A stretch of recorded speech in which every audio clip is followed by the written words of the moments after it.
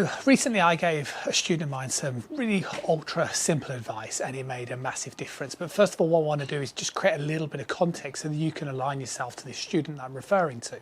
So what was happening with the student that I was speaking of is that the ball striking wasn't very good.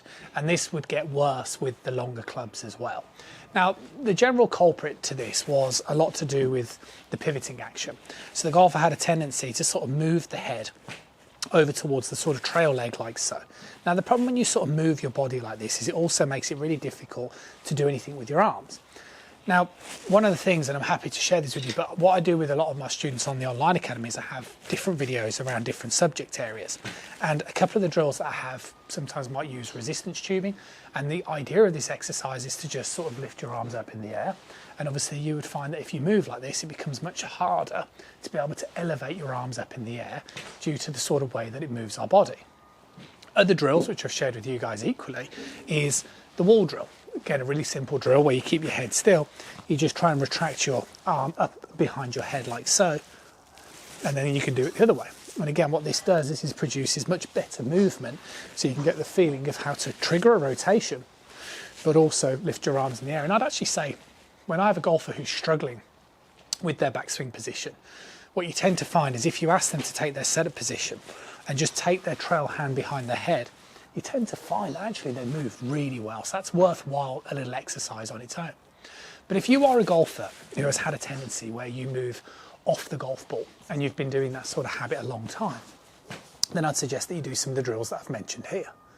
Now, when I then spoke to my student, I sort of said, well, you know, how are you getting on?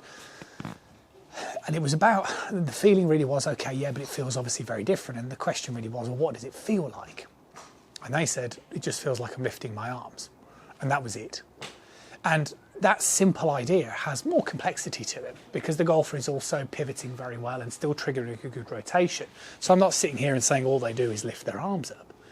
But what I am suggesting is that this feeling of lifting their arms up in the backswing position was something that they'd never really done before, and actually sort of had educated themselves that they thought it was something that didn't exist. It was almost like they'd said that they'd heard information before where they weren't supposed to lift their arms up in the air, which obviously you can't, you have to. Your lead arm has to elevate up and down to be able to produce a golf swing. So what I'm trying to say is that with reference to this sort of process of learning, those of you that are having golf lessons or advice or whatever it might be, working on a few things on your own, the reason why you should do drills and exercises, in my opinion, would just be to get an element of awareness of what the correct movement should feel like. But doing lots of sort of drills and things unnecessarily on their own won't really change your swing in essence. But what it will do is it will heighten your awareness between right and wrong.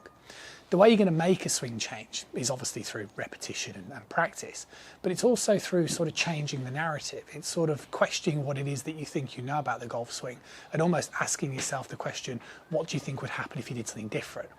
And if you're anything like the student of mine, started to stand there and just thought more about lifting his arms up and down, the ball striking improved. And obviously when you're going more, shall we say, up, down and up, similar to this drill, it's much easier to control the low point, if you like, your angle of attack.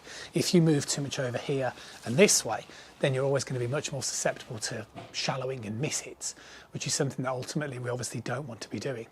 So it'll improve your ball striking, might just feel a lot easier on your body as well. You guys can let me know, and I'll see you soon.